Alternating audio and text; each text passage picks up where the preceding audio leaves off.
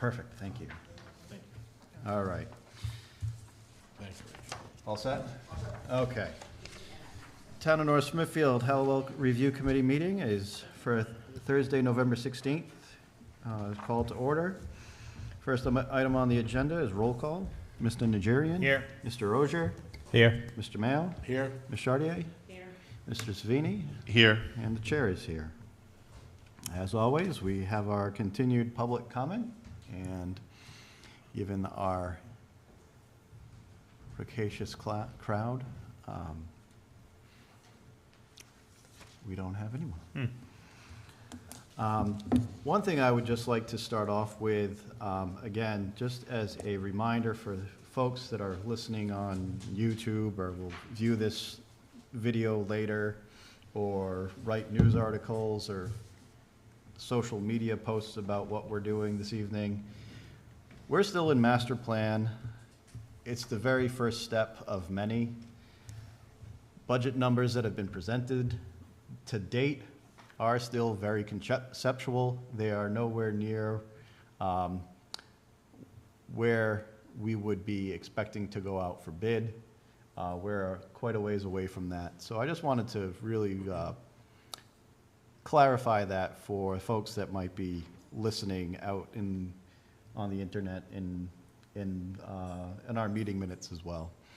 So that's really the only thing I wanted to clarify, just to avoid any further confusion for folks that are viewing or discussing the Halliwell project. We are in master plan, which is step one of many, and we're proceeding as such. Jeff, may I also add something? I think it's also important to also note, I know I made mention of at the council meeting that the $4 million grant is a separate project almost in itself, because I know these two things are kind of running in parallel to one another. And so this, as you alluded to, this is the master plan part. The $4 million grant is a separate project that we still need to execute that grant and go down that path to determine what $4 million can get us. Yep. So I just wanted to clarify, it's two separate things, but both are being looked at. Yes. Thank you. Well, we should probably note for the record that we experienced, I mean, there's a profound, significant amount of disinformation somehow being disseminated to the active seniors who clearly came here, you know, with their arrows drawn at us, and they shot at every chance they could to, we were never given the charge to design a senior center. That's not our job. Right. But they have been somehow misinformed to think that that is exactly what we were supposed to do, and in their eyes, we failed. Yep. So that level of disinformation was not helpful. Yep. To date, our resolution still stands that we are to create a master plan for the property. Nothing more, nothing less, and that's what we're achieving tonight. So, with those comments, thank you all for saying those and adding to our public comment section. Agenda item number 3, for discussion, consideration, and action, the meeting minutes from November 2nd, 2023. If anybody has anything to add, revise, otherwise we'd look for a motion to... I'll move to approve. We got a motion to approve? Second. And a second. All in favor? Aye. All right. Item number 4, for discussion, consideration, and action, BH+A Update and Workshop this evening. So we have Ms. Young joining us again. So I will turn it over to you. Great, thank you. Good to see everyone. Good evening. I'm going to quickly go through the PowerPoint. I think I'd love to have to focus more time on that collaborative workshop element of this evening's meeting. So whenever you're ready. So the agenda quickly, so here's the overview. I'll go through some plan revisions, site plan revisions, project schedule, spoiler, we're on schedule. And then gym precedents, because that's something I thought might be helpful to talk about in light of the design of the building. Okay, so overview, you can move on to the next slide. Just an update on where we are with the demolition. Are we 80%? How close are we? I should have gone to the site, forgive me. Your guess is as good as mine. I did notice that it looked like there were some surveying crews out earlier this week. Yes. So that's a move in the right direction for us, getting that survey completed. Yep. I did drive down to the site Wednesday morning, maybe Tuesday morning, and I have not seen any change in activity down there. I know the director, Pendergast, is working diligently to coordinate quite a few different things between National Grid, a little bit more abatement, and then finally the demolition of the buildings. But that's as much as I know. They had pulled off some of the siding on one of the buildings. Yep, the That's what it transite is. panels, yeah. Yeah. What panels are sorry? The transite panels, the ones full of asbestos. Yes. Yeah, so your understanding about where the survey is similar to mine, that they were out earlier in the week to take advantage of that window that we were afforded. Is it okay that I'm not on the mic, or should I? Okay, that's fine, I can. Yeah, so my understanding is that the survey crew was out earlier in the week. They were using a combination of on-site and drone equipment, so I think they were light on the earth, is what I'm trying to say. And then the second component to their work would be flagging the wetlands. Though I am less concerned about that now that we've kind of established that our boundary is within the previous developed area. I think even if we were to say we could go beyond that, there wouldn't be much that we could go beyond that. Yeah, so that's where we are with that work. If you want to go to the next slide. And you can go to the next one. So plan revisions. The plan that you see behind me is the same as the one that you have as a printout. The smaller one just includes the pool building, and then the larger one is just the community center and gym wings at a larger scale, so you can actually make out the rooms and how they work. So this concept was a concept that I pitched to you guys kind of soon after our meeting last week, and it was in response to some of the comments that we had received. One was to look at how we could have that quote-unquote classroom or program wing be able to be added into this, phased in without affecting the design of the pool. The previous concepts had shown either you did the classroom wing or you did the pool in the classroom wing. So it wasn't completely plug and play, if you will. So this concept looks at that. It also looks at being more efficient in terms of the building footprint, because we discussed last time that parking is, we're definitely hurting for parking on the site, especially if we were to completely develop the site. So as a community center, I would estimate you need about 70 to 80 parking spaces, and then you need about 150 if you were to fully develop the site, including the fields and the pool. So being able to have a tighter footprint allows us to do that phasing in the future.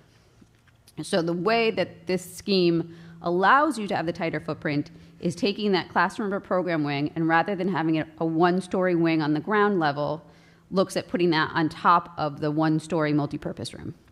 And so in this concept, that upper area would be mothballed, basically would be built out with all the necessary infrastructure, but without the finishes. So for example, it would have fire protection, it would have a minimal heating system, and it would be prepped and ready to go to fully finish it out with full finishes and a full HVAC and electrical. So that concept, again, allows us to reduce the footprint of the building, but also saves us some money, because you're not paying for the roof and the siding and the foundation that would go along with that program wing. Those are the pros. The cons are you're not getting a double height multi-purpose space. You have a tall ceiling. The floor to floors on this building, the first floor is 13 feet to top of structure. And so you imagine 2 feet of structure, and then you can really be efficient in rooms that are large, like the multi-purpose room, and hope for a 10-foot, 10-foot 6, 11-foot ceiling is still possible in that space.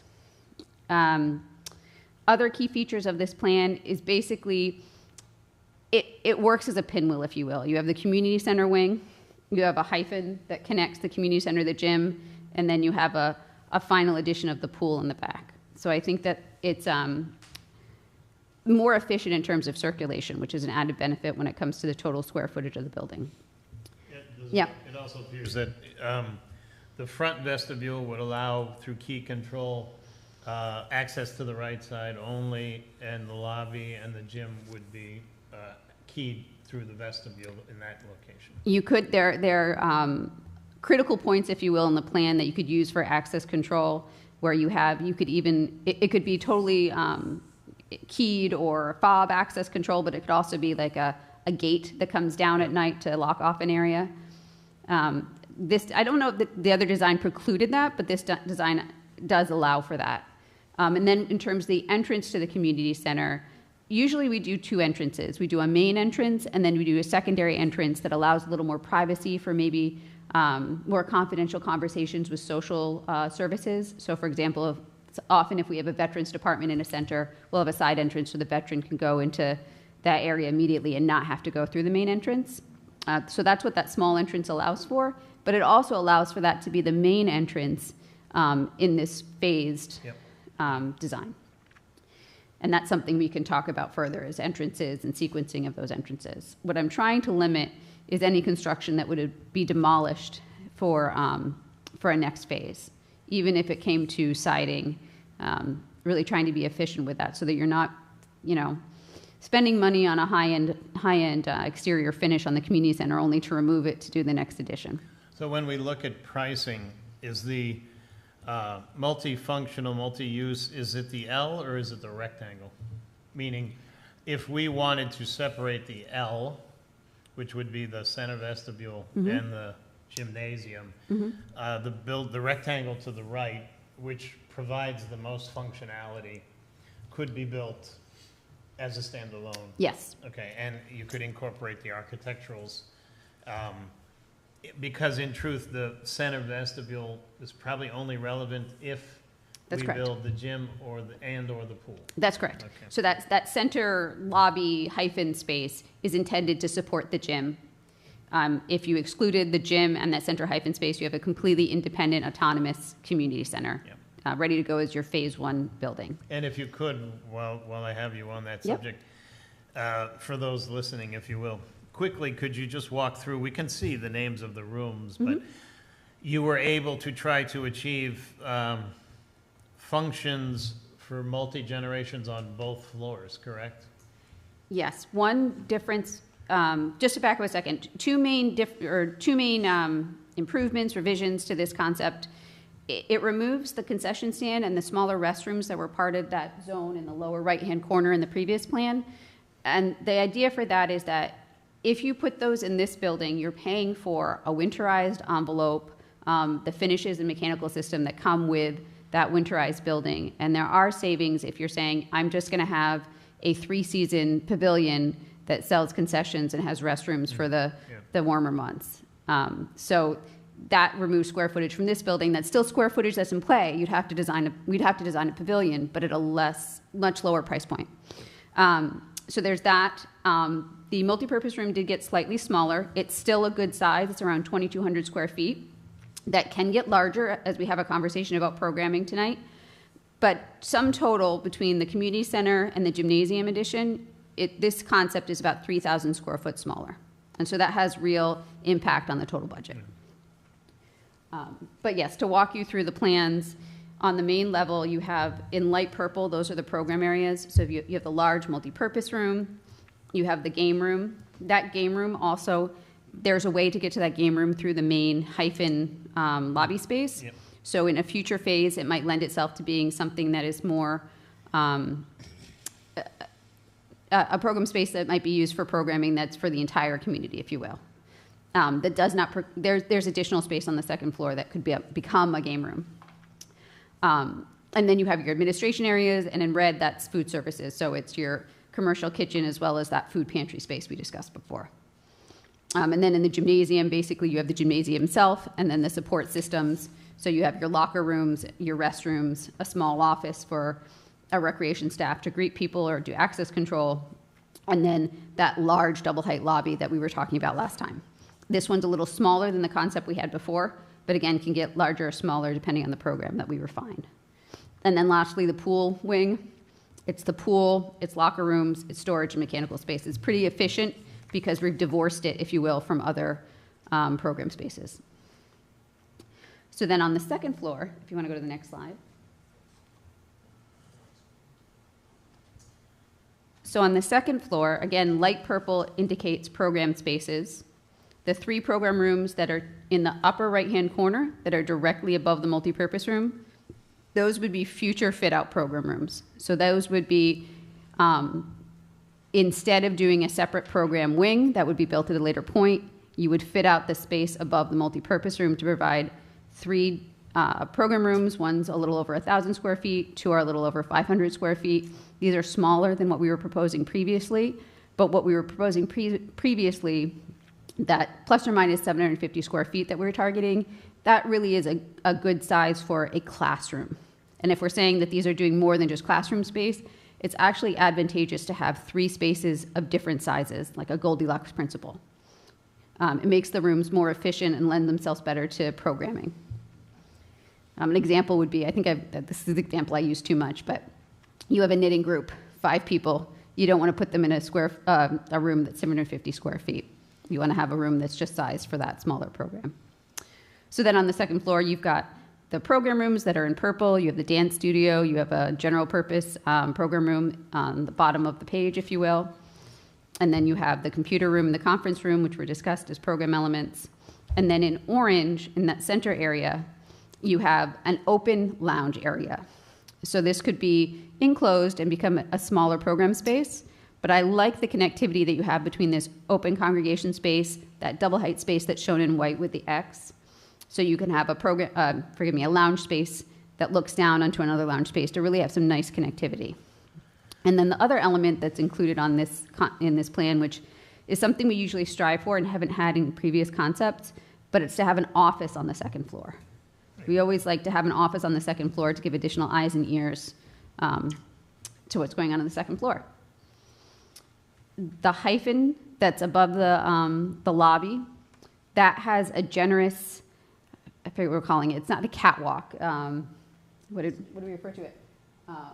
A mezzanine. We're calling it a mezzanine. We had a mezzanine in the previous scheme. This one's a little more generous, and it basically connects the second floors of both wings. And then there's another office, another conference room, and restrooms. And those aren't really requirements. They're nice to haves, not needs to haves. So we can talk about, what size they might take. And I think this concept lends itself well to, it's basically very flexible. So, for example, that conference room, if you said it needed to be larger, that's great. I can push it out further, and it's not going to affect the rest of the building.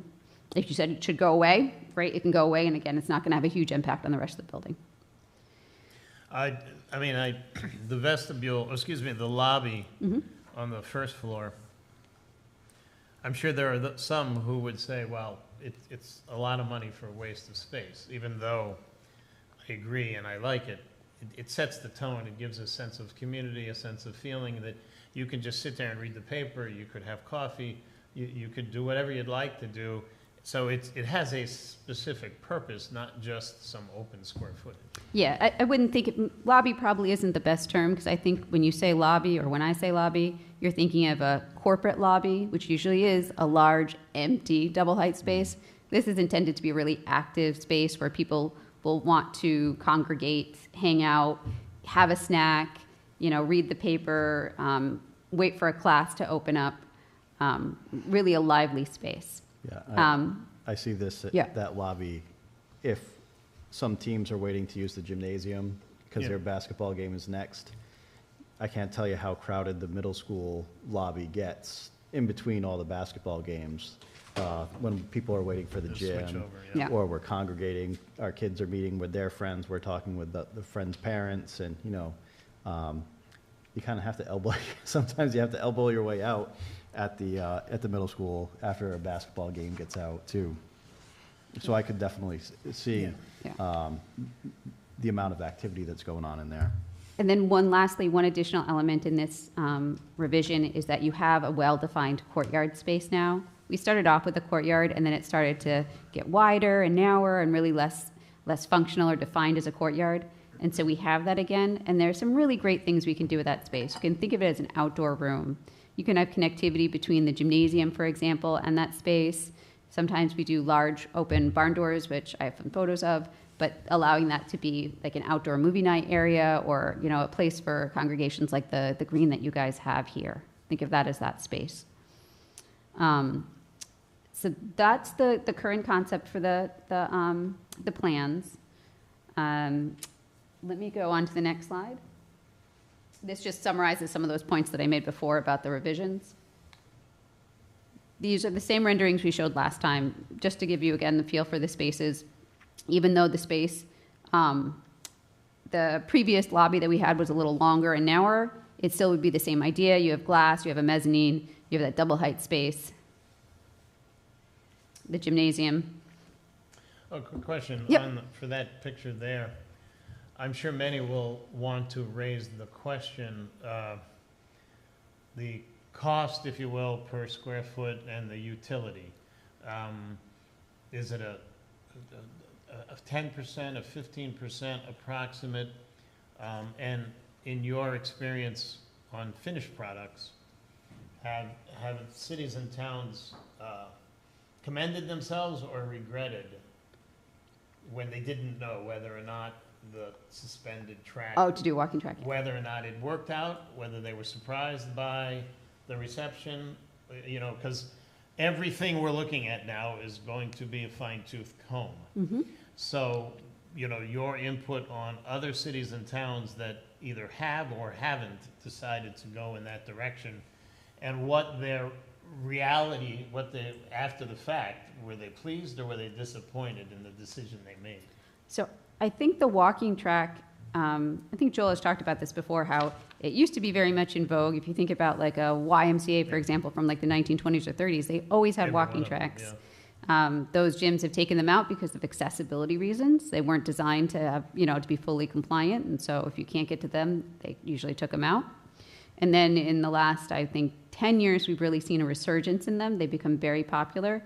And they're especially popular, I think, with older patrons that are there during the day. It allows a space where you can have, you can get your walks, get your steps in.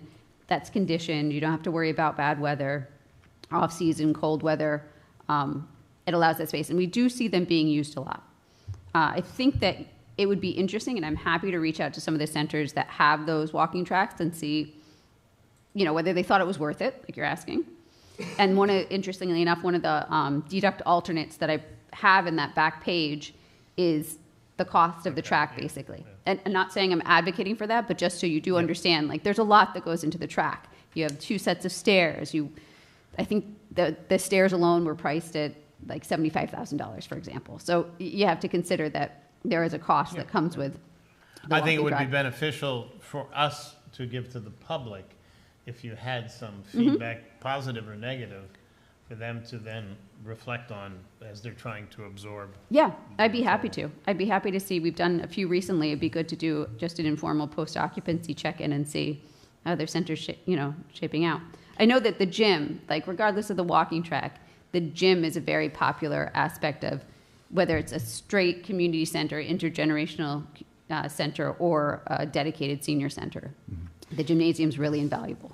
Yeah, I would say that we would want to keep the track in, only because we've heard multiple times that the track up at the high school is inaccessible because school's in session. Yes. You have to use it before 7 a.m. or after 4 p.m., and that's if there's no sporting events going on. Mm-hmm. So to give the community a conditioned, walkable space for folks that can go in and use it almost at any time and not have to compete with the high school track, I think that would be an add value for Oh, I us. agree. I just think we need to build the case to sell that.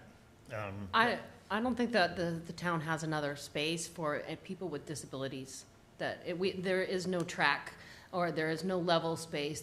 We don't have enough sidewalks so this would be the only thing that people in wheelchairs or use walkers or something, it would be safe. So I think for accessibility reasons, we would have to keep it in. I think I think it goes without saying, but the design, if you excluded or included the track, the design can adapt easily to that. Yep. So it's something that can always be a conversation and revisited. Something about having the elevated track that's desirable or helpful is that you can still have a program going on below. So you can have pickleball going on while you're doing your laps, Yeah. which if you didn't have the track, obviously you couldn't do both activities at the same time. Another component of the gym, and I'll show you a photo of that. So I didn't include the stage as part of the multipurpose room in this concept, and I wanted to show you one gym we did that had a stage in it to see if that was something that you might want to explore. So then the last two images are again, the renderings I showed last time. The senior center lounge area, the pool, a typical program room, and then the multipurpose room if it was a vaulted double height space. And in the current design, we're proposing not doing that. Oh, if you could, I noticed I'm just rounding numbers, but the premium between a pool and the gym is almost 2 million, 1.9 maybe, close to that. But then you've got, I'm just asking again, not for my purposes, but when you look at the operational costs, it's far more significant in the pool than in the gym. Certainly, yes. So if people were looking purely at the best we can get for the least, it would be to go with the gym and the connector, of course, when you still possess the ability to build the pool if you got a benefactor but the operational expenses of the gym are no different than the rest of the building, Yes. whereby they would be significantly more for the pool, not to mention the additional construction costs. Yes, yeah, I think that's a fair assessment. So this is just a conceptual elevation of this current scheme. One element aspect of this design is that as a module, you have the senior center, the community center, and the gym, the exact same width. So it allows you to do some really interesting things with the elevations. And I know one concern that was mentioned by Jeff was that if the building is sited currently with the gym further north than the community center wing, it's the first thing you see as you're coming down the road. And what does that mean? Like, we had talked before about trying to hide the gym or cloak the gym.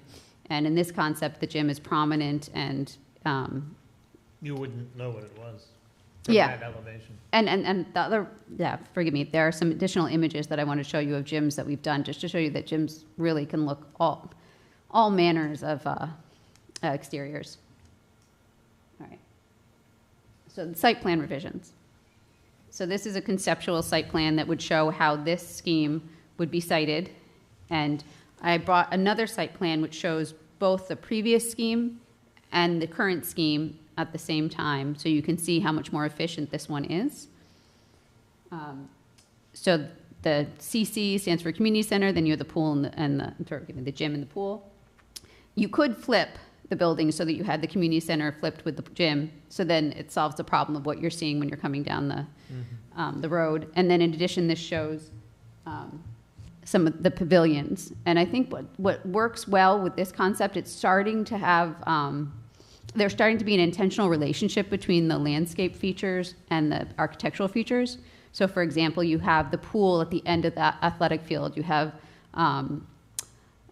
deliberate follies, if you will, objects that are placed at the end of a major walkway or landscape feature. Whereas before it was kind of just, how do you fit the building in? Another thing to point out with this current site plan is the parking lot that is between the two fields. That could be something that's phased in. So conceivably, you would have enough parking if you just did the parking that's north. You could leave the pool as just open recreation area. That might even be a good location to site that three-season pavilion that houses the concessions and the bathrooms. And then when the pool is built, it's not interrupting or taking over parking space because there's a cost there, right? Goes back to what I was saying before. We don't want to build anything that's just going to get demolished in a later phase. Any questions about the site plan? Oh, were you able to, it's not critical now, but that idea of the flag pole or the memorial area, you think you'll be able to fit that somewhere? Or?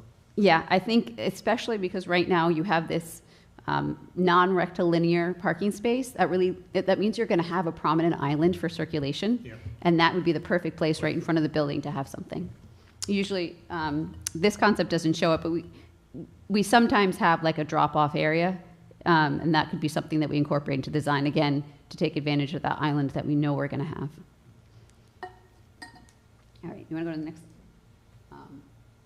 So these are just a summary of some of the revisions. Some of them relate to the last concept, but are still valid for this one. Project schedule. We talked about this a little before we were talking about the survey. We're still on schedule. And then the gym precedents. So these are just some projects that we've done before. So this is an intergenerational center in Randolph. So what you're seeing here is the main building, and then the gym is further in the background. And so it's very similar to what we're designing, where you have a 2-story community center associated with a gym. This is a double gym, so it's literally twice. Yeah, it's big. So this is what you're seeing as you're approaching, and then the next image is the gym itself. So that's the gym from the other side. So that's it's roughly a square because it's a double gym. But this one, what the center does particularly nicely, I think, is try to break up what is a very massive elevation with different uses of hardy. Yeah, you have different textures and material finishes. Yeah. And so that's one thing we can talk about as we, Was that wood framed or structural steel? This building is entirely steel. Steel. Yeah. All right, the next one. So this is recently completed a project in Falmouth. Again, that's the gymnasium. Took a little more traditional route. And this is a gym that also has the both of those, forgive me, both Randolph and Falmouth have a walking track. Then this is a gym that we did for Camp Ramah out in Palmer, Massachusetts. This is the one that has the stage. And what I love about this gym is that it's a double facing, or a stage that faces 2 ways. So in other words, you have those large barn doors, you can open it up and have a presentation or a summer concert series where the audience is sitting out in the lawn. And then likewise, it has the stage on the inside of the building, so you could have a presentation or a project inside it. So if you go to the next one. So that shows you what the interior view is. And then this last slide, this is Fairbanks Gym. This is an intergenerational center in Sudbury. I think I've used this a lot as a precedent. This under construction. So forgive me, this is not the most glamorous construction photo. And what I don't think it really gets very well is that upper white band. That's all semi-transparent. Cow wall? Yes. Yeah, so it's meant to be very transparent, have filtered light, and at night is very dramatic. And then the rest of it is hardy. Oh, yeah. Okay. And then that's the rendering, so it gives you a little idea, a different angle, an idea of the concept. This is another gym that we had done in, I think this is in Andover. And this, again, has that barn door concept, which I think it's you open it up and then you have this connectivity to the outdoors. We have those opportunities at this site to have that with the courtyard space, with the space that's adjacent to the gym, to be really deliberate about those connections and those opportunities. And that was what I had for this evening. Thinking about the barn doors, wouldn't it make more sense than to have flip the gym and the community center, because then the gym would be closer to the field? Yep. It could go either way. I think there are pros and cons to either one, and again, the design is flexible enough that we could make that decision together. Yeah. I think that one of the things about citing how we're orienting the building in that respect, right? Where the gym is going versus where the community center is going. I think that has impacts on the overall design, in that you are determining the orientation of the elevations. And so, for example, if we were going to have a colonnade or a porch, I'd really like to put that on the south elevation. And right now, that's where the community center is. So it's not to say that you couldn't put a porch on the north elevation, but I think we should be deliberate and conscious of those decisions, if that makes any sense. If the pool weren't built, I noticed on the site plan Yeah. Do you want to go back to that the site plan the for a second? basketball courts were proposed to be behind the pool. So if the pool weren't built as part of the first phase, so as not to duplicate, we either leave that space, you wouldn't want to move the basketball courts closer to the main structure, because you'd have to redo them if you ever built the pool. Yeah. And/or also, if the pool weren't built and if it didn't appear that there was any motivation to do it within the next 10 years, that could be an outdoor patio, dining, open air, seasonal Yeah. type setup, worst case, and then you could allow the basketball courts to stay where they are. I think with this site plan, it's conceptual, it's schematic. It really is aggressive in terms of parking. It's wrapping around the building. It's not really, there's no green relief, if you will. I don't think that's realistic nor desirable. So it's really the next refinement of the site plan is saying, where do we have outdoor spaces? What nature and quality are they? And like you said, which ones are transitional, temporary, Yeah. permanent? And they're all, it's a big conversation, right? Like, we have abutters to take into consideration, and so do we want to put a basketball court that could be louder with lights towards the property line? Probably not the Yeah, best yeah. idea. We had comments in that regard. Yeah. So there's the fire lane that runs parallel with the ball field. Yeah.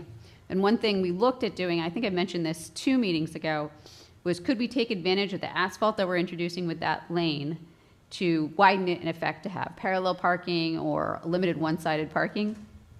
But unfortunately, the grade doesn't work. Oh, I mean, you could do it, but it'd be a lot more extensive in terms of retaining and pushing dirt around. So that's unfortunate. Yeah, but then I think at some point, would have to assess what the field, what size does it need to be for the purposes that it's going to be constructed for. We might be able to tweak it in width to get us that parallel or angled parking, because that is $100 question. I mean, right now it's just a mass of grass, and at some point we would need to define, well, what do we truly need for finished material or size? Because if you need to pick up parking, the greater good is still the structure. And so if that field had to be trimmed a bit, something is better than nothing, Yeah. So that can be our leverage if we needed it.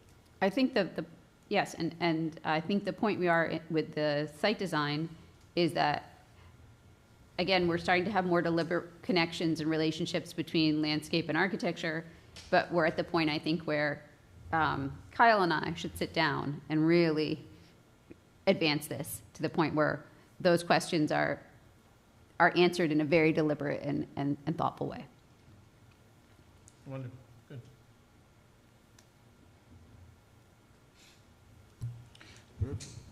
Perhaps if it was brought up last meeting, I apologize for bringing it up now. I just want to understand, as far as cost for each part of the master plan. Community centers is pretty obvious. I assume that's the multipurpose room, that kind of wing on the right side. Athletic fields, gym. What is program room wing? Is that the second floor? That would be above that? what, yes, that's the second floor in this concept. Previously, Okay. we were showing a standalone one-story wing that was built on as an addition. Okay. So in understanding what the price would be, the community center wing would it be the cost of the community center plus the program room wing, because that's first floor, second floor, or? So the first page, the first cost estimate that's there, that priced out the previous scheme that had, for example, the one-story classroom space and was slightly larger. Okay. The second page assumes some deduct alternates are taken, and the last page kind of spells out what those deduct alternates are. So that second page assumes that you're going to locate the program rooms on top of the multipurpose room and shows you Okay. what the potential cost savings are there. Okay. I see. But those are of course options. Okay. Options, suggestions food for thought, openings to a dialogue that we can have about, dare I say, value engineering. My other question is, and this might be maybe something for down the road, but looking at the program rooms on the second floor, is there any consideration for any kind of closet or storage space there? Mostly because in viewing, I think back to the South Kingstown Rec Center, and the one thing that I liked out of their program rooms was they had enough closet space where they could fold up tables, fold up chairs, put them completely away, so that room could then become either a wide open space for an activity or a meeting space with tables and chairs, and that would be something I would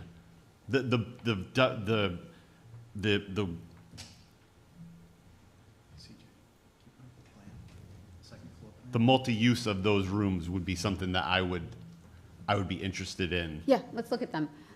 So concerning storage and flexibility, Yes. I think it's helpful to designate certain rooms as flexible and certain rooms as less flexible. So Okay. let's do the extremes. The game room. Right now it's designed to have 2 large pool tables that aren't going to move. Right. Probably with a soft seating, a TV, a place for people to lounge, and hang out with friends, play cards, that kind of thing. Right. That would have very minimal storage because you're never breaking down and setting up that for anything else. Right. The opposite would be the multi-purpose room or even the dance studio, because that dance studio could be conceivably used for all sorts of different activities. You could have, to go to the senior center program, you could have chair yoga. It's chairs that look like this, but you wouldn't use that for a regular yoga program Yeah. or a Tai Chi program that has nothing in it. So the program, the flexibility of the room impacts how large the storage is. And then also what I was saying before about it's helpful to have rooms that are various sizes, a medium, a small, a large, so that you get the most, when you're actually programming, when you're actually scheduling the activities in your center, you're not forced to put a very small group in a large room, or the opposite, have a very large group and no place to put them. Yeah. I definitely agree. Like looking at the conference room or what could be a computer room or what, that space is designated, the furniture is there, it's not really moving, you use it how it's set up. But the 3 program rooms, the dance room, having the flexibility to alter the use a little bit depending on what could be there would Yep. be key. Yeah.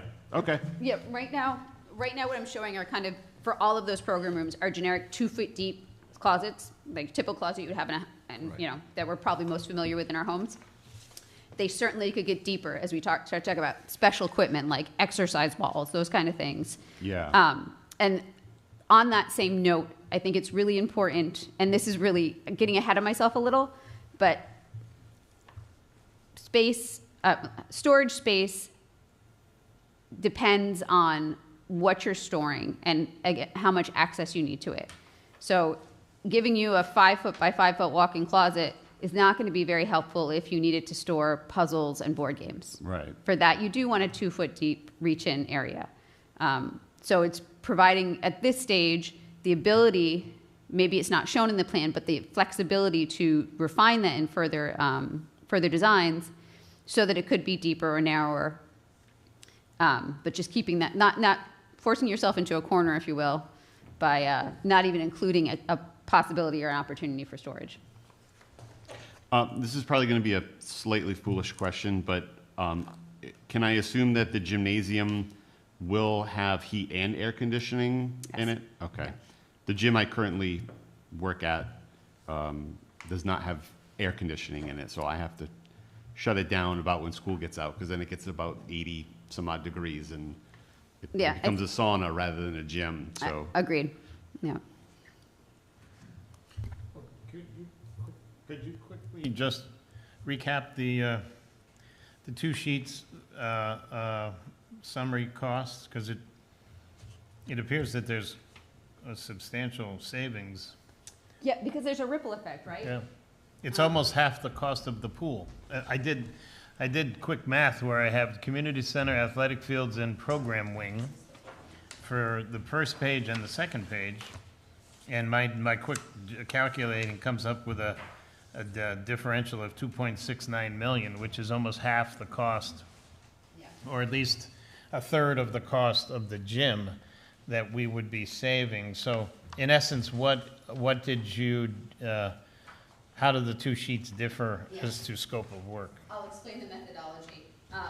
This is my own exercise that I think really would need to be vetted by the cost estimator, so I wouldn't put like a huge Yep, emphasis I on it, understand, but, yep. So for example, reducing the square footage of the community center, that looked at the, I think 1,300 square feet, and then in the estimate, it's giving you a square footage cost of 950 square feet, which is extremely high. But I used that number, so that's an aggressive number. And high side. that's on the very high side. I think a more realistic number that we've been using right, these days is 650 square feet. Yeah. So at 950, and so obviously as you take away some of the premium exterior finishes, for example, that number is gonna come down. So there's some fluidity to those numbers. They all So interact and sheet interplay number with each other. 2 is more based in reality than that first sheet? No, I think sheet number 3, yeah. I think the first sheet Yep. is a perfectly valid estimate. I have Yep. 100% confidence in the estimator when he says that it's 950 square feet. Yep. It just means, well, how are we getting 950 square feet? What choices in, Yep. for example, finishes did we make that are getting us to that? But when I was doing again, I don't like to use the term value engineering, but for lack of a better term, when I was doing that exercise, that's the square footage number I used. And so then there are also some plays, talking about the program room relocation to on top of the multipurpose room. I came to that number by basically taking the calculus that we have for the program room wing and basically doing a deduct, taking out everything you would not have. So I took out the roof, I took out the floor slab, I took out the siding, and then for some of the elements, I lowered them but did not eliminate them. So like, for example, fire protection, you're still gonna need that. So I think I marked that down by half, but not eliminated. Same for electricity, you're still gonna need to do all the rough, but you wouldn't have like finished light fixtures and that sort of thing. But it went from 2.1 to 922. I know. Yep. And so some of the numbers are more aggressive, like that 950 number, some of them are not. And so if these are options that we are open to looking at further, I would go back to the estimator and say, hey, vet my numbers, tell me what I'm missing here, so I can get you something. And that's why, to be honest, I'd like these to be internal numbers, 'cause Yeah.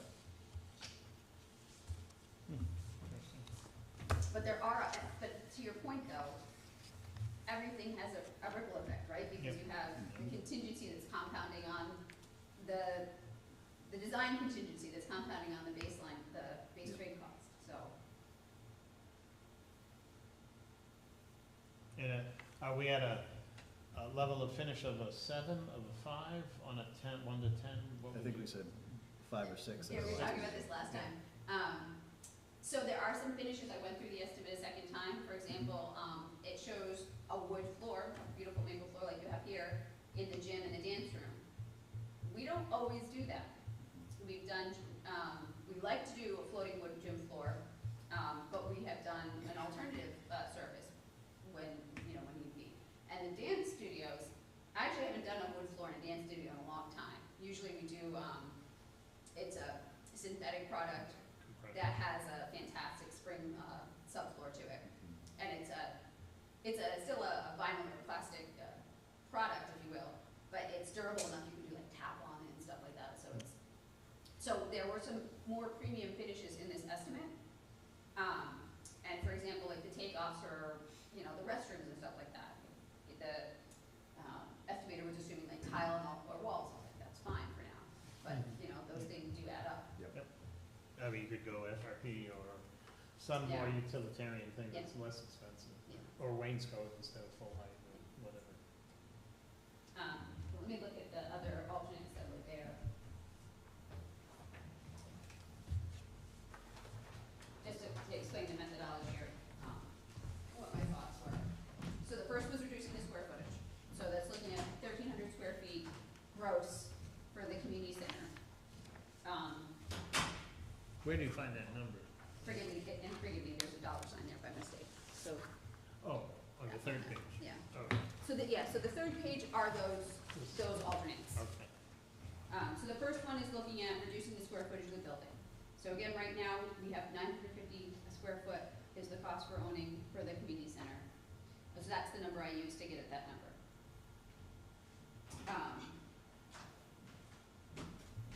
Oh, forgive me, I'm sorry, there's a gross error in this spreadsheet, because that number is missing. So, hold on one second. I'm actually gonna do that math, bear with me. Forgive me, I must have messed up a cell.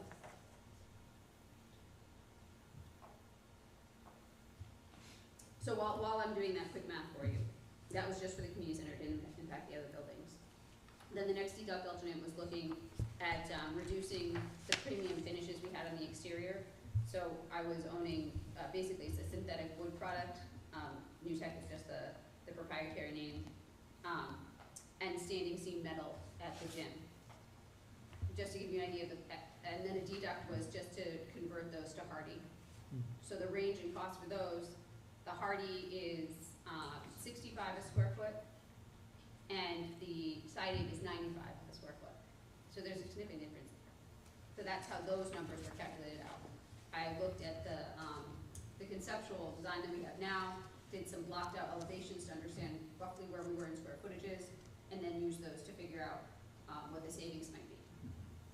And we had a lot of standing seam for the two larger, for the part of the gym that's exposed in the previous scheme and the pool.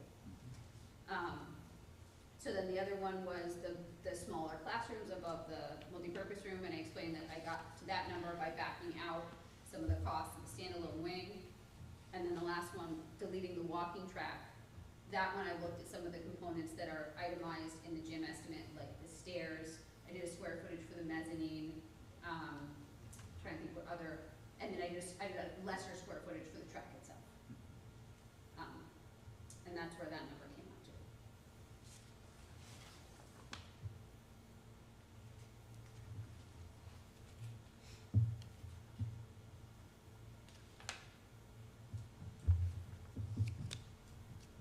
So the number, if you reduce the square footage and own that 950 number, that's roughly 1.2 million. Deduct. Yeah. And that's off of the 14,765. Yeah, so let me go to the first sheet, or the second sheet, I should say, and see if that was accurate, like if it's still retaining the correct cell. So what will be accurate, this is my saving grace, is the routed numbers at the end aren't live. Those are me manually doing them, so those bottom lines are accurate. I can stand by those. Okay. So what I can do is I can review and correct this and send it through to you guys, so you have the correct numbers. So those are just some ideas in terms of, square footage I think is a delicate one, and that's why I brought the programming, the program spreadsheet, because I think you have to be very conscious, or I would like to not cut back so much that we're cutting muscle, and then in a later round of design, we're getting feedback where we're saying, oh no, that multi-purpose room really did want it to be 2,500 square feet, and then you're just putting it right back. I think all of these spaces are appropriately sized. One thing that's actually better about this scheme here is the support spaces are more accurate. In the previous scheme, some of those support spaces were not going to cut it. So I think all in all, it works pretty well. And I think there's always going to be a conversation again about, compromises and, what space is more important than others. And that exercise might be valuable to have, What are our priorities going into the next round of design?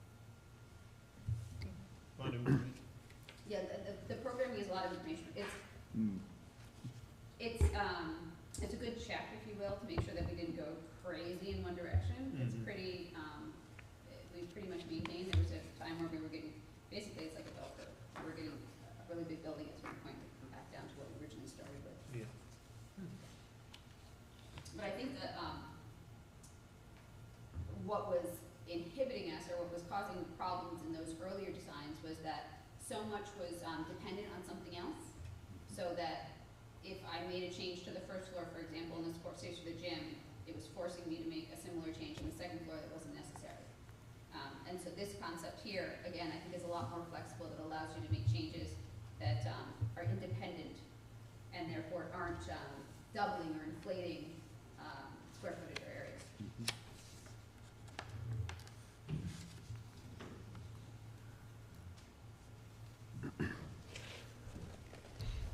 All right, crew, we got a lot. I know it's a lot to take in.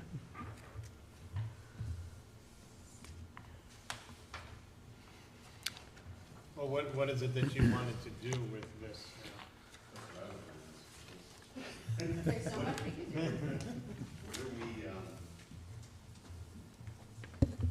What's would be our either next move or next type of input? I think it would be helpful, this is, forgive me for jumping in. Nope, go right ahead. But to understand what budget you're comfortable with, and then we can work to that budget. I know 18 million is the budget that we're not comfortable with. I was gonna say, I think 14 might be too high right now. Yeah. So I would think you'd probably want to get council input in terms of the budget number. Right. So my thoughts on on a budget number is, you know, we can do this a couple different ways, obviously. We can say, here's our wish list, here's everything that we want, come back to us with a number, and then that's the number that we're gonna work with. That's how we've been operating right now. The other option is, and this would be more for council to decide, what's the number that they are comfortable with for us to move this forward? Granted, we have a $4 million grant that can contribute to that. I know we've also discussed as a committee making sure that we're looking for alternative means of funding this.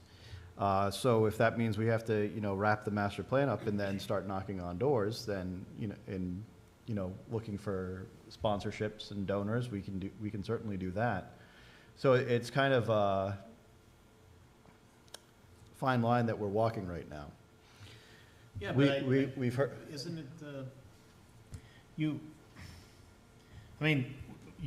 keep reiterating it because it's correct, that this is the master plan.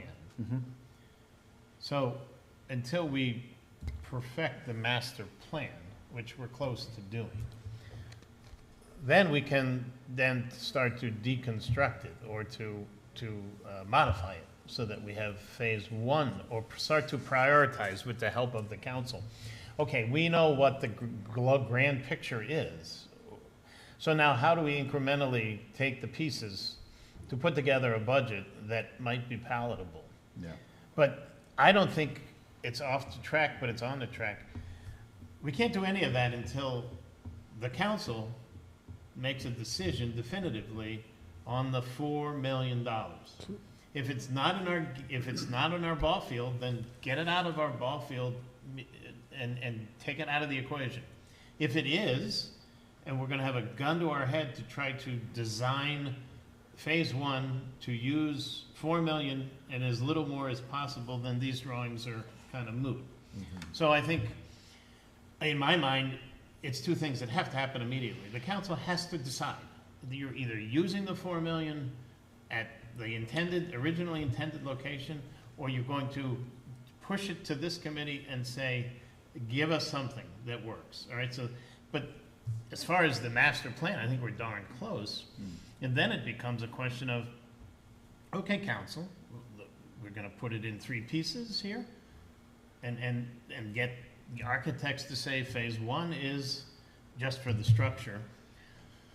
And then we whittle it down and say, okay, how far can we whittle this to get to a reasonable budget? Well, in my mind, the 4 million is a part to a whole. And so I guess the question would be, am I correct in assuming that? Or is it, we are bound by the 4 million? Or is it the 4 million gives us a starting point, and how far above the 4 million are we willing to go through other means to fund it? I think at this point, what's been presented to us, I think is what we were looking for. We've taken the community input, and we still continue to, we've heard from a lot of different groups, and what we're seeing services a lot of different parts of the community. Now it's a matter of, so we still continue on that road of finalizing this, because this is our charge. Get a master plan. What does it look like? What does the property look like? And what can it be used for? But then I think the parallel road while we're doing that is we have the 4 million, the town has the 4 million. Is that it, or is there more that can be used? I think usually in projects like this, the 4 million is a part to a whole. It gives us a good launching point to say, okay, what number are we ultimately comfortable with, and how do we get from the 4 million to the number that we're comfortable with? So I think that question needs to be answered, but I think it can be answered while we're continuing on this road, the work that BH+A and Rachel have done, and we can continue to fine tune and put forth a vision of what that property could be. With the cost estimate that we got at our last meeting, we know what the $4 million can get us. It can get us 4 program rooms and site work. If you look at the first page that Rachel's given us today, the program room wing is at 2.7, the athletic fields is at 1.6. The question has been asked, what can we get for 4 million? That's what we could get. It's pretty simple. That can be very easily explained at a council meeting. But it doesn't fit into the grant criteria. That would be the only, well, I guess the program room would. And then it would mean that that's true. Seniors have to share spaces with other groups, and there'd have to be concessions made throughout the entire project here. I think that the $4 million grant is a separate conversation.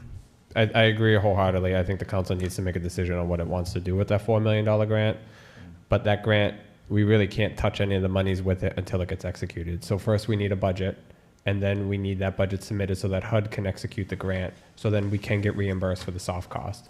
Right now, if we don't do that in that order, the town would be on the hook for all the additional costs to determine what can 4 million get. Because if the council says we're going 4 million and that's what 4 million is, that's all we care about, I am assuming how the lookout of a program room with maybe some of the other elements of the community center, how do those kind of intertwine, and where are those, we must-haves versus, what needs and wants are we cutting?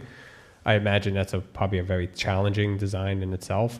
We'd be effectively cutting out everything that we've heard, except for 4 flexible program rooms. And so I think once the council's determined how it wants to handle that, and also incorporate the multi-generational committee as well, there's a lot of factors that are kind of at play there.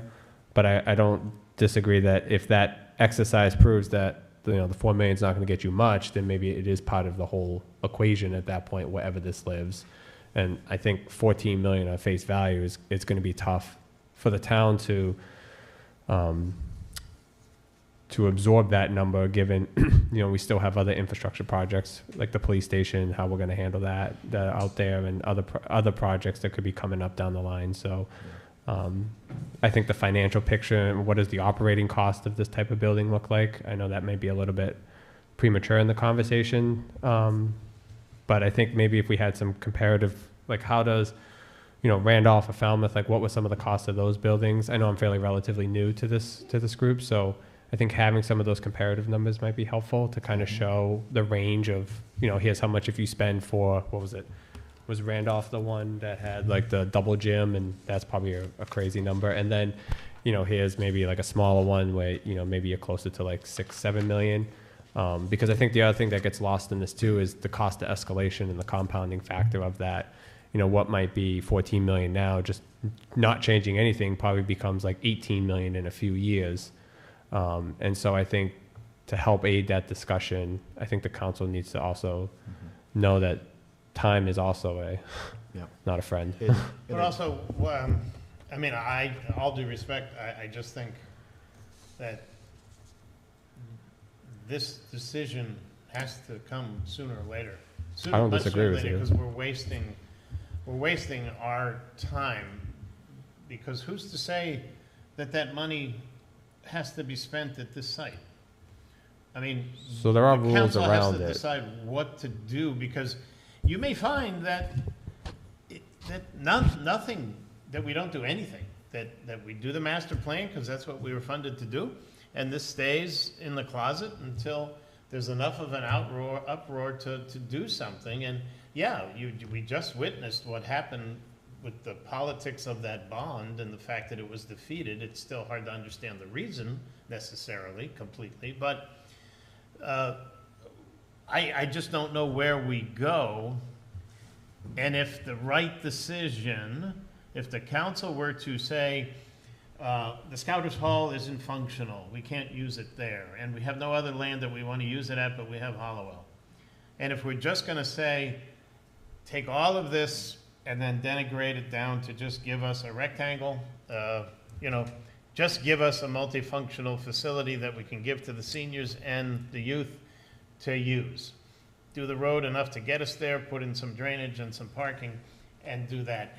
That is, then let's just clear the deck and focus on that. Because to continue, even though we're 90% there, I agree with the master plan, and we've almost done our job, but to continue with any of this discussion, if we can't stomach even 14 million, then, the pool is definitely out. And at what point, but those other variables are still factoring in, which is, do we have a grant writer that can assist to find additional grants?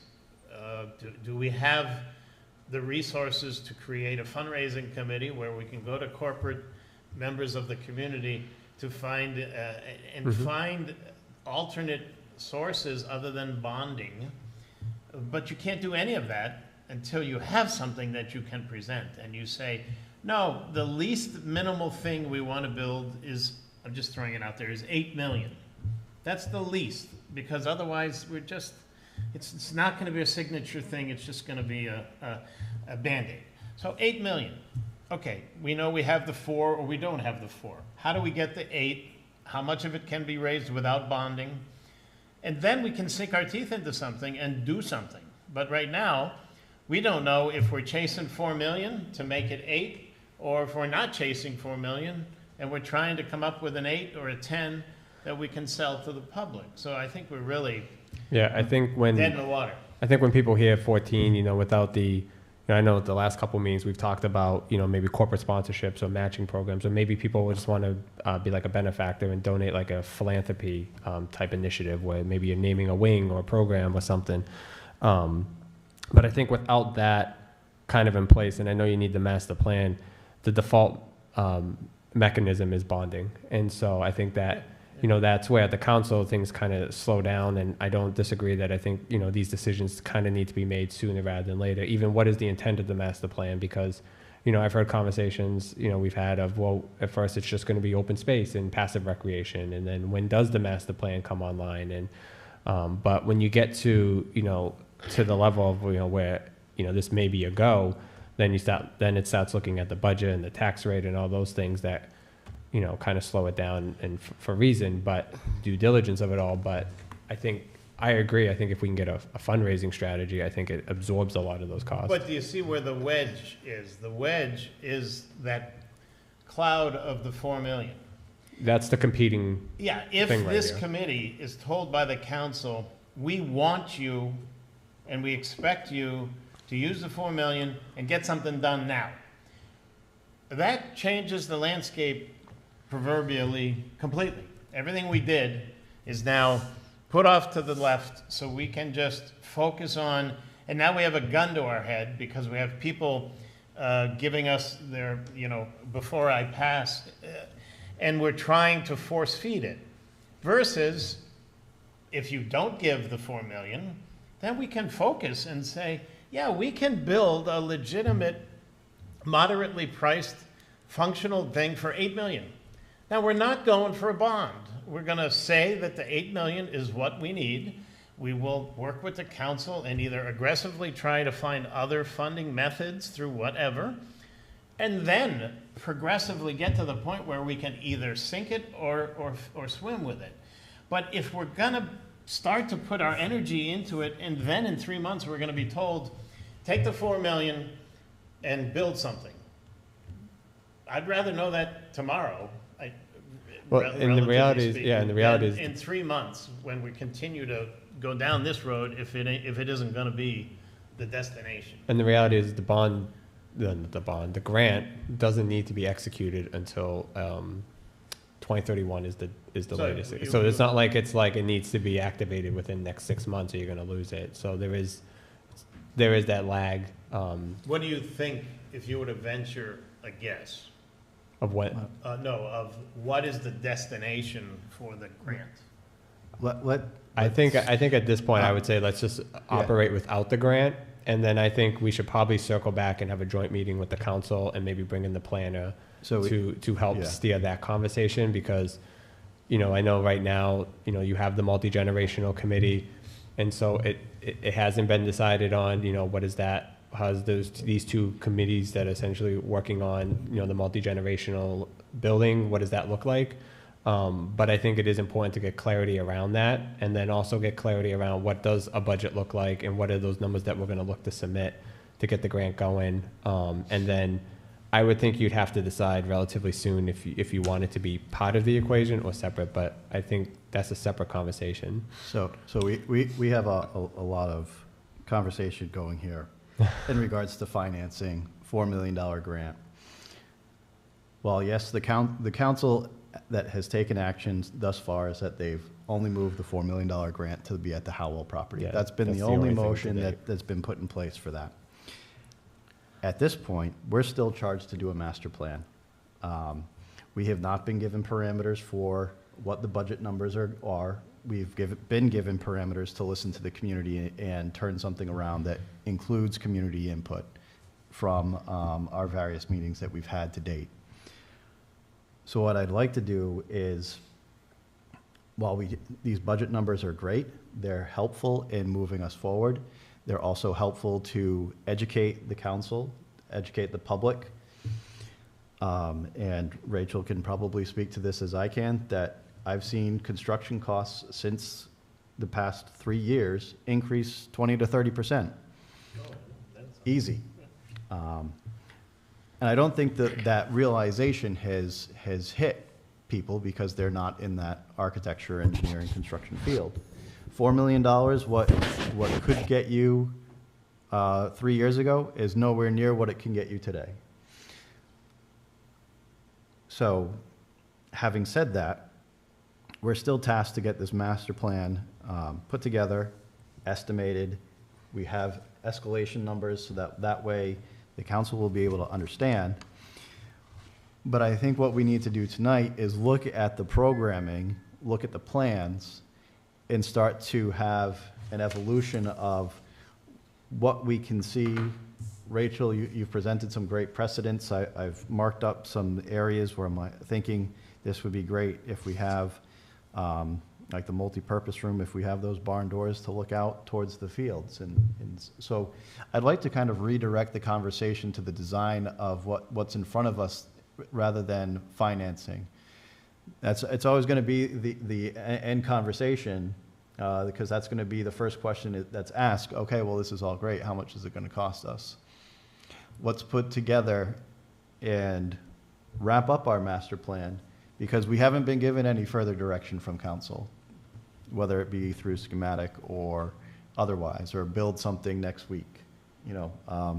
We haven't gotten that direction. So I'd like to focus us on the direction that we do have this evening.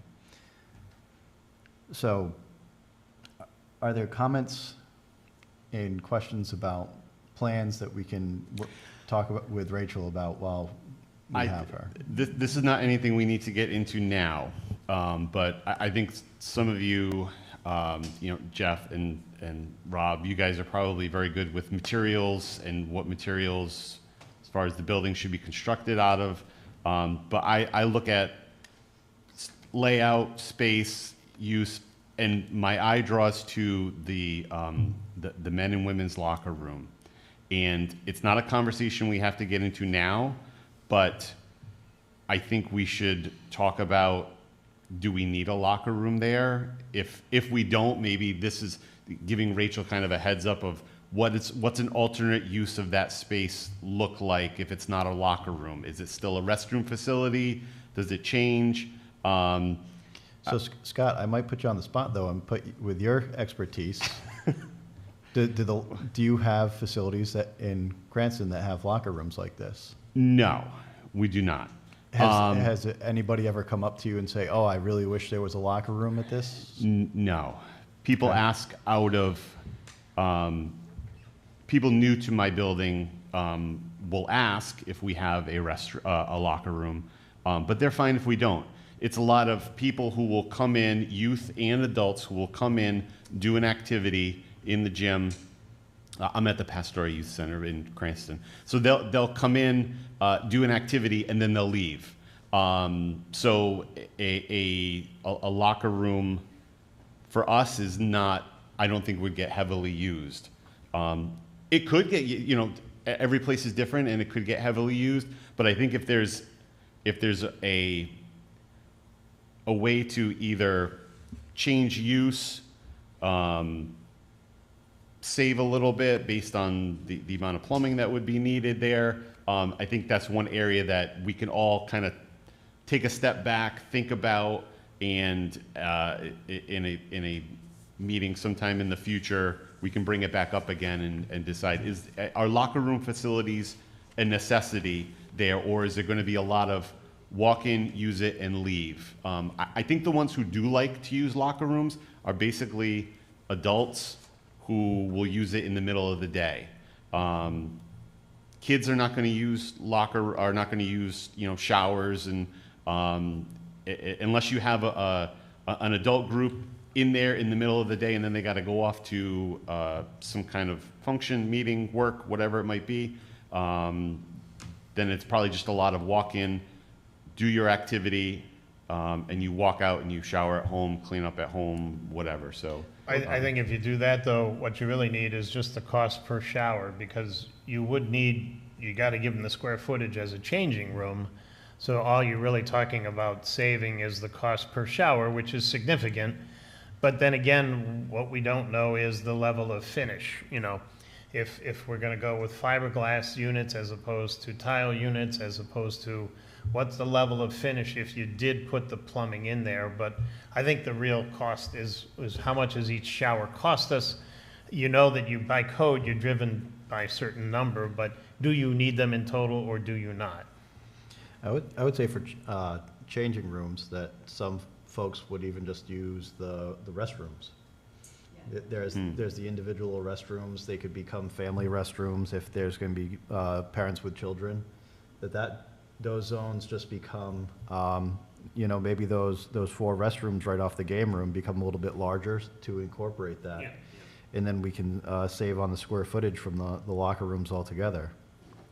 I agree. I think the lockers are nice to have, not a need to have. Mhm. The gym, the pool, different story. Yeah, and that was going to be Yes. my other point, is Yeah. if the pool does become phase 3, we will have locker rooms of some sort. So if there are folks that are in the gym that do decide, I need to, freshen up or whatever, they can be able to go up to the pool locker rooms. So I think that might be one area where we could cut back a little bit on the gymnasium locker rooms to save some square footage in that aspect. Can I ask a question about sizes? So the support spaces on the community center, I'm looking at the 9/7/23 2-story, and I'm comparing it to the 11/16, and I know some of them came down, but some of them are still 100 square feet higher, like the mechanical is 100 square feet higher, the WCs, you obviously have the bathrooms in there that are relatively the same. I'm just curious, the janitor space increased, the elevator increased. Are there areas to cut in there? Or is there a reason why they're slightly higher? Because the only one that seems to have shrunk is the storage. Are you looking at the gym or The community center. community center? Yeah. And the support spaces we're talking about? Yes, yeah. So, mechanical and storage are kind Okay, You just don't wanna have, you wanna make sure you, so it's like the net of it. yeah. The- The water closet, so you have water closets, the individual stall restrooms, and then the gained one are the men's and women's restrooms. The men's and women's restrooms have stayed constant throughout. And the water closets, I added more, you can see that the peak in the previous scheme was 470. Mm-hmm. When we provided that mezzanine such that if you were doing something in the gym, you could then go across the mezzanine and get into the senior center, community center area and use those restrooms. Okay, So I added more restrooms in a sense that were serving the gym as well as the community center. okay, I gotcha. Let me see if there were any others that were,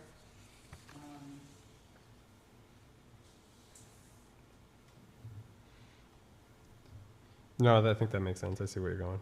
And I'm sure Rachel can attest to this as well, but, you know, in the past doing libraries, when we're all said and done, you know, we do a post-occupancy check-in. I wish we had more storage. Yeah, no, I get that. You know, that's always yeah. a delicate balance to provide enough or a little bit more than what's necessary than not enough, because then you're ending up using areas that aren't supposed to be storage as storage. We have facilities directors putting stuff in electrical rooms that's should not be happening, yeah. or under egress stairs, again, shouldn't be happening, but. I guess the only other question I would have too is the program spaces inside of the community center. You know, they're comparing back to that two-story of 9.7, I see they're increased from that, and that maybe that's an area where maybe that you could cut some square footage if you had to. I'm assuming it's probably dependent more on the first floor, so maybe that's why you can't, but, you know, a 435 square foot conference room, is that really a need, or is that, you know, is that a want? I'm just trying to look at areas where maybe it would be criticized. Yeah. The nice thing with the multipurpose room is if we have the ability to open it out into the exterior, similar to some of your precedents, we could effectively double that multipurpose room size, because you're having the indoor-outdoor access. If we're doing like a small, I know it wasn't shown in the site plan, but if we have a patio that could be of, you know, similar size, you effectively grab more square footage, and people can kind of go in and out, traverse both sides, and it's just pavers that you're putting down. You're not putting, you know, Yeah. putting up walls, Yeah. putting up anything like that. It's just the detailing that goes around, how that opens up to the exterior. So that could be a potential that we look at as well. If we needed to, you know, shrink the size of the community center as a whole, so we kind of condense it from, I think this is, from the north-south axis, and squeeze that a little bit, we could gain outdoor space that contributes to that multipurpose room. Well, if you didn't build the track, you could eliminate that entire mezzanine, conference room, and connector. Mm-hmm. So, yeah, you know, I mean, I think conceptually, what we see here is fine. I mean, Yeah. the showers, that's a good point. Maybe we don't need them, but for a master plan, in the name of the room, we change the name of the room. And if we change the partition wall, we change the partition wall when we get a little closer to reality, if we ever do. But I think the master plan as it sits in front of us is pretty good. And then the functions are gonna be the level of finish, and whether or not we make the gym a metal building and make it more utilitarian, and we hide it by flip-flopping them so that the gym is the second thing you see. But I mean, I don't think we're far from, you know, calling this, and then that's when we take the knife and start to say, okay, well, we know they gave us the 4 million, quote unquote, but it doesn't mean that the 4 million couldn't go away again. We don't know definitively, but other than to say that, well, they got frustrated with the other place, so they gave it to us. But I think we really then have to say to them, what do you want us to do? Just build this rectangle and then go from there? Because we're pretty darn close. If we took the rectangle and we changed maybe some of the finishes and some of the sidings so that we have a 4.5 instead of a 7 on the finish scale, you know? I mean, we're not that far away from, and then we can analyze each and every room and each square foot in this rectangle and say, okay, for all the people we're trying to satisfy, if all we're gonna do is the rectangle, we have a lot of area for open patio, like you just said. We could move the basketball fields, courts all the way up if we thought that the likelihood of a pool is so far off that it's, spend the money to destroy the fields if you have the basketball courts at the time, you know, so. I think we're very close to just giving this to the council and saying, this is a pretty darn good master plan. I agree, and I agree that we shouldn't get hung up on the name of certain rooms. You look at, if it's a conference room, if you don't want it to be a conference room and be an additional program room, that's fine. If you don't want it to be a computer room, it can be something else. I'm sure there are grant opportunities out there that will fund materials to fill that room. We have to build the room, but then if you want to make it a maker space, and maybe there are grant opportunities out there that help you buy equipment to load out that room and have it available. So, you know, the exact purpose of the room, we don't have to get hung up on, but as far as the flow of the building, what it can be used for, I agree. I think we're getting very close, and I think so close to the point where we're kind of just even now fine-tuning, nitpicking things that I think we're not ready to do yet. But I mean, it looks pretty good so far. At what point do we consider talking to the Y again? Because they had said that they could assist with the building cost and they could do everything from the get-go. So instead of constraining ourselves and saying, oh, well, nobody's gonna want the $14 million, well, if the town says, okay, yeah, this is exactly what we want, now let's create a fundraising committee or something to go after that. Like, when do we bring that back in instead of saying, let's X this or let's X that? Why don't we say, well, let's go find somebody to, you know, have a dedicated to get dedicated people to go out there and do that? Because is it my understanding that in order to get the grant money and to get all that kind of stuff, you have to have the master plan? Am I wrong? It definitely helps. Okay, so, I mean, it's almost like a sales pitch, right? Like, you go to, am I underthinking it?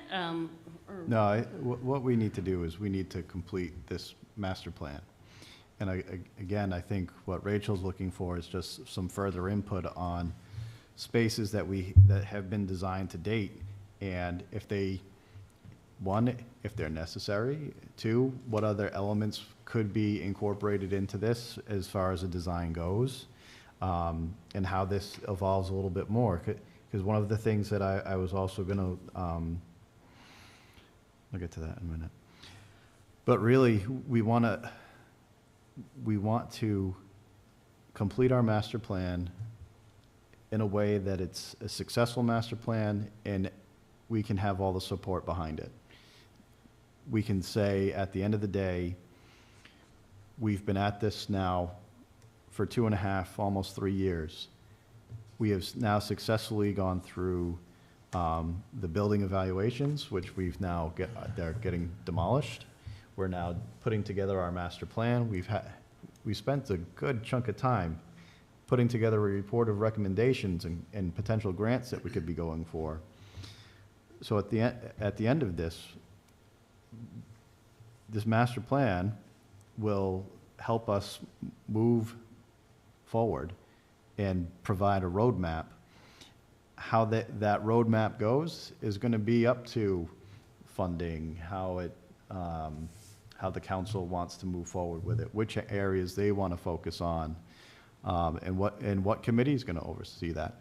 That's all conversation that's going to be at the council level, not here. We can certainly make our recommendations, but our charge is to focus on the master plan and identify areas in the plan that Rachel's presented tonight to see if there's, you know, other areas for efficiencies or overlap, or, oh, you know what? We were talking with so-and-so, the representative from one of the senior advisory committee. they were talking, you know, really the dance studio might not be the best thing that they need right now. Yeah, but I It's- think, it's that sort of I think at conversation, this though. point, that can only occur if we disseminate this information. Cool. And that would be when you start to actually nitpick the design. So I'm inclined to say, I'm in a position to recommend that we accept this version, ask for an alternate where we see the flip-flop, so that we can look at how it lays out if the gym and the center are, again, flip-flop. Look at that, and then I'd like to see a little bit more detailed elevations. And then I would also like to see if changing and making the gym more utilitarian saves enough money to make it a viable option, you know, a metal building type of a thing with a more traditional gymnasium, instead of trying to hide it because it has no public view other than the people who decide to come and use it.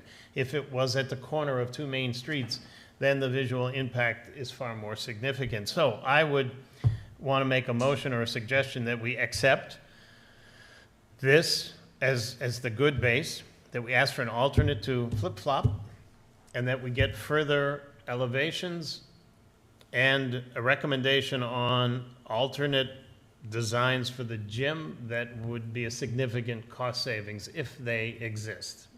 And then if we have that in my mind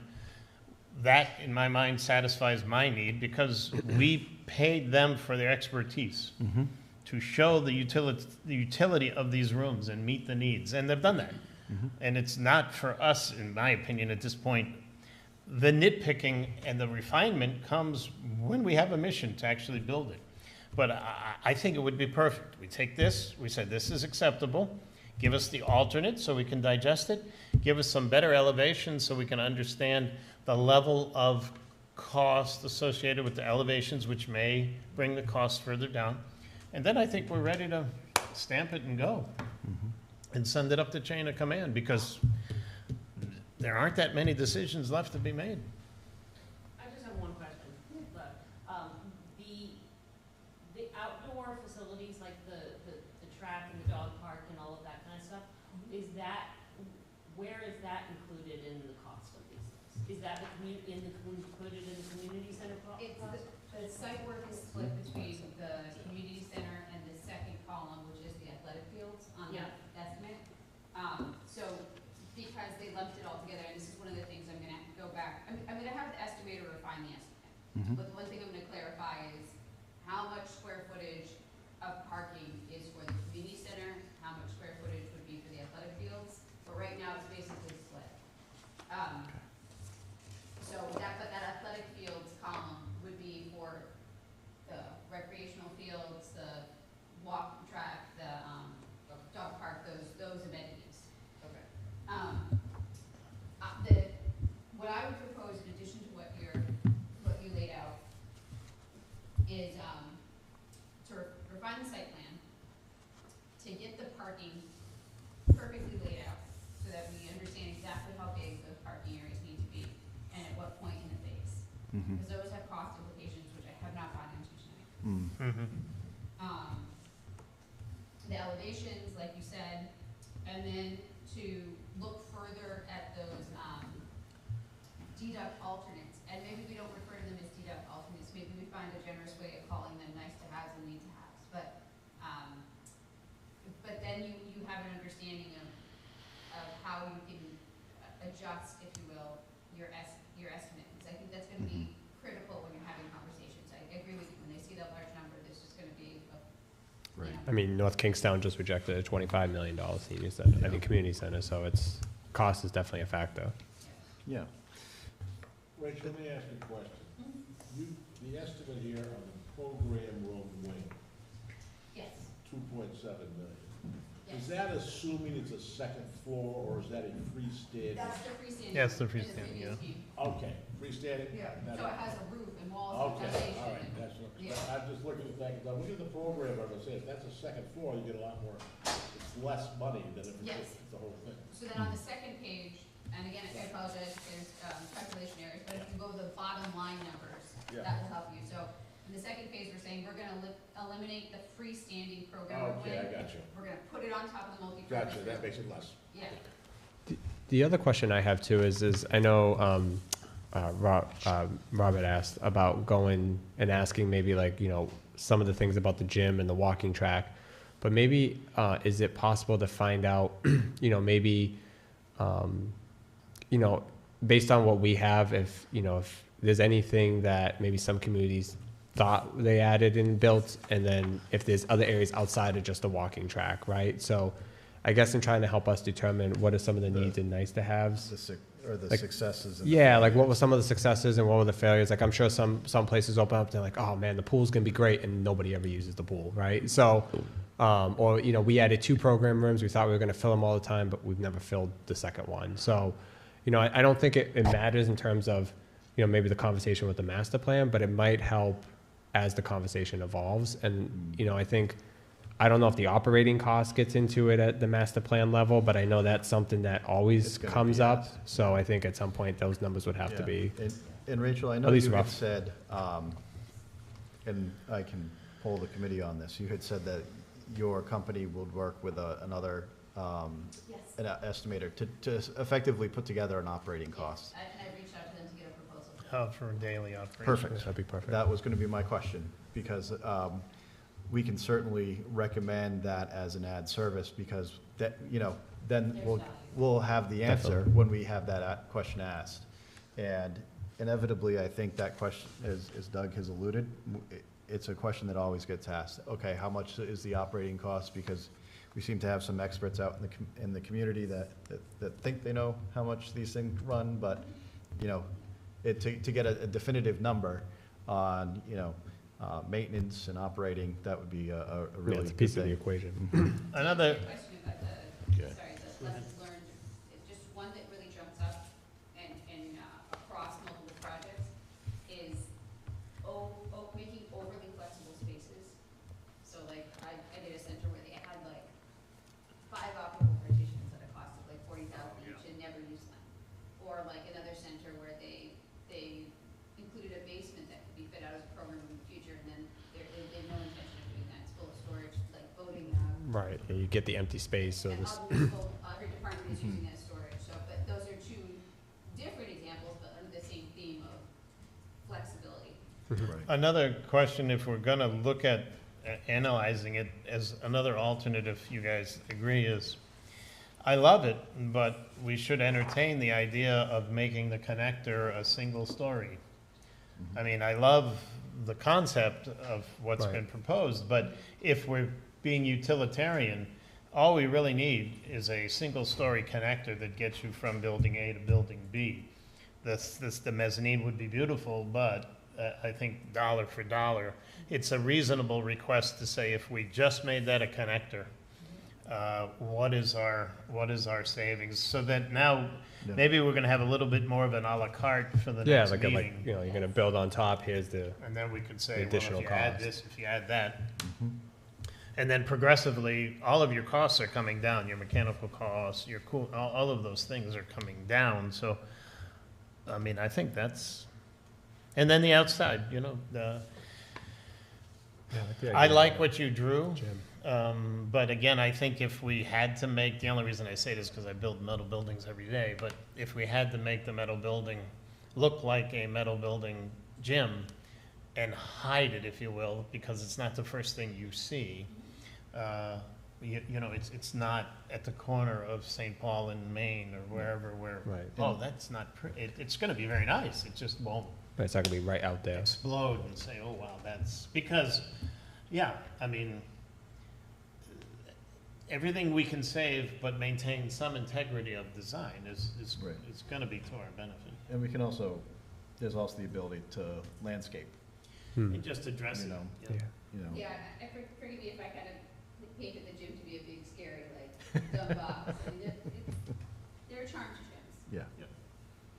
The other thing I would think would be helpful in the master plan piece, or maybe just in the conversation to support the master plan, is, you know, how have other communities handled the multi-generational aspect? I mean, I think I know you guys were at our joint meeting, we got very hung up on, you know, what does it look like and how do we navigate that? And I think that's probably gonna be another conversation that comes up, so as the town prepares to plan for the future, I think it might be Are you feeling left out? good to have some base to wrap its head around. I have lots of thoughts about it. If it basically boils down to, good fences make good neighbors. If you're gonna have shared departments, making sure that they have dedicated space, and there are redundancies involved in it. So we've already designed that, but, you can't just have one reception desk and expect the seniors to man it and have someone coming to use the gym Right. come to them. That won't work. You need to have separate access points for the different facilities, separate admin spaces, and separate program rooms to an extent. Yeah, but I think we've got, Yeah, Yeah, it's you nice, do. we have Yeah. a lot of rooms to play with. right, yeah, no, I don't disagree. And change dimensions if we need. Yeah, no, I don't disagree. It's more operations and administrative controls, if you will, at that point. Yeah, it seems to come up a lot, so that's why I was thinking if we can kind of frame the conversation and guide that conversation, it may be helpful. It does, and we've worked on projects where we did not implement those guidelines and they're not successful. I'll be the first to admit it. One quick thing, I will be brief, so you've been very generous with your time. Looking at the gym, maybe something that you can consider, the bleachers are on the far end, the bathrooms are on the lobby end. Something that would be easier, because it's going to be a bunch of parents and older people who will probably need easier access. That's right, I agree. Right? So instead of walking across the court or under the Exactly. two Get it close. end nets, if there's a way to, and then where the players would be for benches, you probably want them on the opposite side of the gym from the bleachers so that parents can't shout instructions to their kids while they're playing to the frustration of the coaches and maybe the referees. Sounds like you're speaking from experience. So something where the bleachers would be closer to where the bathrooms would be and where the entrance would be, and then the player benches would be on the opposite side. Yeah. Look at you looking at plans with a planning eye. Yeah, but if we're gonna bring it up, I mean, if we're thinking that the gym would be either rented out for league or conceivably high school or the schools if they wanted to, would you want the lobby to be inclusive of some minor, very small area that, whether it could be drinks or a mini concession type thing? It's that I don't envision high school or middle school playing here because they have their own, but Northman Hoops definitely. And if there's any other AAU groups that would want to, so yeah, something that could be a consideration of something in the lobby that could, whether we need to take something away or reconfigure something to allow for space for setting up a table or. That's fair. I think you have the space there to. Okay. Yeah, I was gonna say. Yeah, I mean, really, I think really what they would just need is a table. Right, exactly. that's With, all. they'll bring in drinks, they'll bring in any kind of You got plenty of space there to prepackaged put something in. snacks and Yeah, stuff you like got plenty of that. space there. Would that be a duplicate of, manning the reception desk? Could we Yeah. look at, having someone at the reception desk, but then there's also the ability to man it as a concession stand? And Well, you could even just by the doors where there are some chairs and They can move the tables chairs over shown. maybe for the event. You even move those out of the way and you can take up a little bit of space over there with a concession table, just a folding table they bring out. Yeah, that's what I was gonna say, just do that as a movable piece rather than a built piece. Yeah. Okay. Mr. Mayo, the one thing I'm gonna put you on the spot for is the food pantry. Yeah, Do you think that's big enough? yeah, 330 square feet, I think it is, right?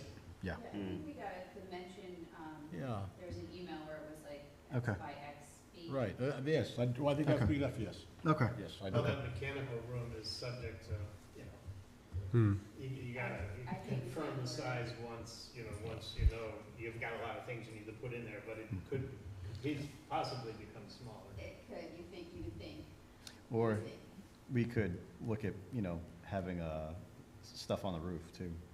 Oh, yeah, well, you should. It's usually with the water service stuff. that Oh, yeah, it- yeah. it's- Backflow preventers and you're gonna need the sprinkler system and whatever. Yeah, it pains me how inefficient those mechanical spaces can be. Mm-hmm. Now, see, that's where I would go down and create a basement just to house all that sort of thing, but that comes at a cost. Basements do, that's something I wouldn't recommend. Yeah, I don't think you get the bang for your buck in basements. I also Okay. think you made a wise decision, it's not reflected in this cost estimate, but, the original design had gable roofs, and so you Mhm. have attic spaces. Those are often wasted. They're usually just for the appearance on the exterior, mhm.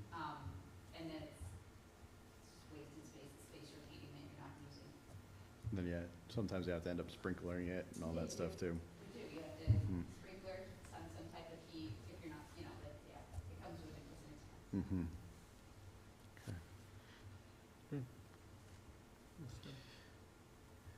All right, so, while you're here, I'd like to talk schedule a little bit with everybody, kind of be on the same page.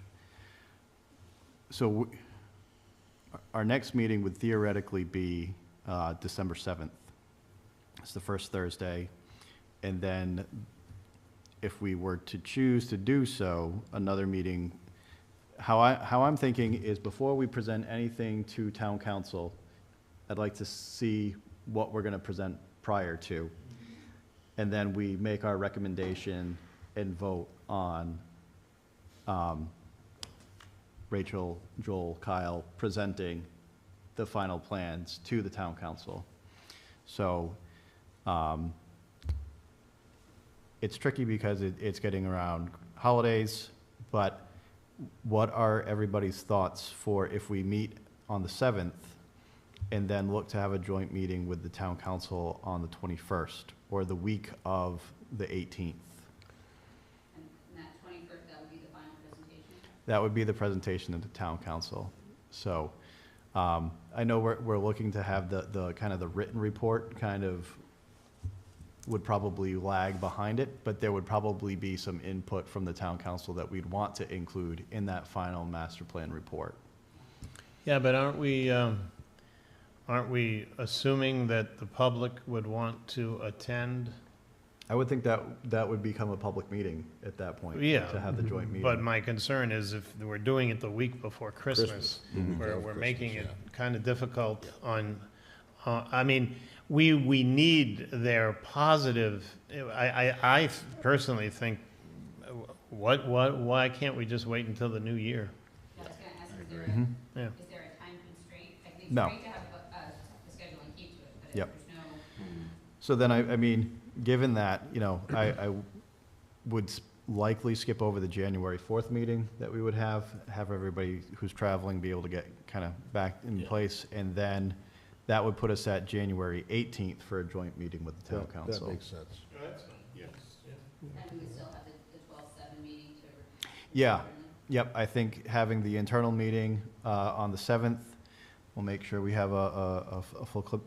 Does Yeah, but with with Thanksgiving, Mhm. I mean, we've asked them to do a few things. Now, I know it's not a mountain to climb, but do you have enough time to get back to us on the 7th with, I mean, we talked about this is fairly simple to do on the CAD, but then we've got the idea of flip-flopping.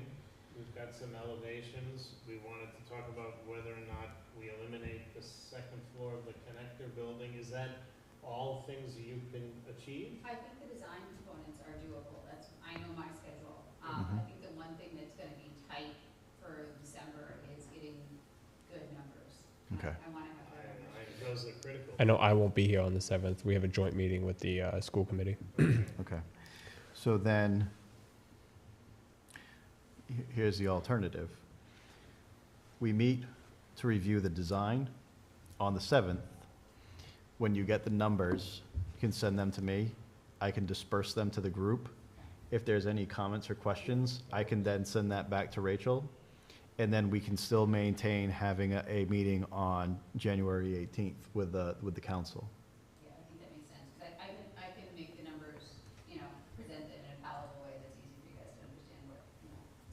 We can always have a meeting if need be.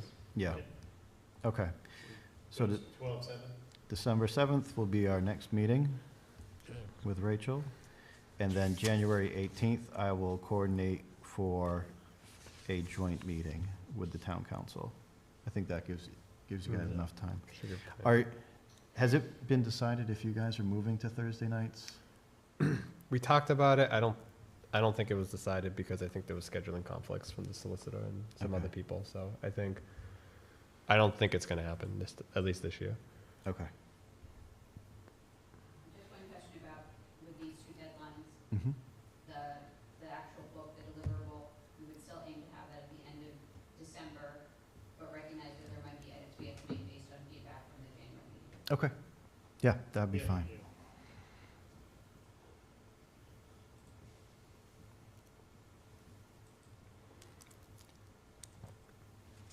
And just, I will likely not do this with a reply all, but if I happen to copy everybody and you see that it's not blind copied to everybody, just don't hit reply all, Okay. because that constitutes an open meeting, Right. and we don't want to do that. I probably won't, but if I have a moment, I just want to, right, with the holidays coming up. All right. Thank you so much for your Thank time. you, This has been Rachel. great. Thank you, Long- Rachel. Long night for you. How far do you have to go? Where do you live? So I live, South Boston. Oh, my Well, gosh. Not South Boston, like South Boston, I live in the southwest corner of Boston. Okay. Getting here can be a pain in the butt, getting home. Oh, takes you're on the like 2 expressway seconds. now, Yeah, I'm always amazed that like, like tonight it took like an hour and 40 minutes. Yeah. I think to get home, it's gonna take me like 35. Yeah. Well, drive safe, and thank you for coming. Thank you very much, Rachel. Yeah, good to see you. Good to see you as well. Thank you. Yes, Have a happy good Happy Thanksgiving. Thanksgiving, that's right. Oh, my gosh, it's next week. Holy crap. Yeah, when did that happen, huh? Oh. Okay, so the only next item on our agenda for discussion, consideration, and action, recommendation to town council. I forwarded you folks this morning, BH+A's invoice for the month of October. It looked very reasonable. I didn't see anything that. It's fine. Okay, so I'd look for a motion to recommend payment. So move. We have a motion, and we have a second. All in favor? Aye. Thank you very much. Based on this evening's meeting, do we feel that we need to make any further recommendations to town council, or will we be making those recommendations at our next meeting? Well, the other thing, I mean, at some point, we gotta resolve how this intergenerational and Thing. how we Right. coexist, or if we coexist, or if we become one, or what happens. Yep.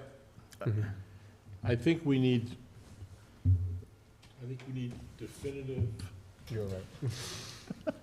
definitive information from the town council. Yeah. Yeah. Everybody in agreement, not thinking about it. Everybody in agreement. The other thing I was thinking of, looking at this thing, and we were talking about the 4 million, look at the small page. If you flip it up and down, you've got that program rooms. See the dance studio? That's exactly the same square footage as a kitchen, lavatories, and food pantry. So that could be there, and you could, and those are, I think those are critical pieces to that structure, to a structure down there, because I think even the seniors like the food pantry down there. So I looked at that and I said, it's the same square footage. So that could work out. That could work out. A little more redesign on this thing, that smaller building, is a possibility, that's all. That's it. All right. Well, then everybody's favorite part of the agenda, adjournment. So move. Have a motion, have a second? Second. Got a second? All in favor? Aye. Aye. Thank you very much, everybody.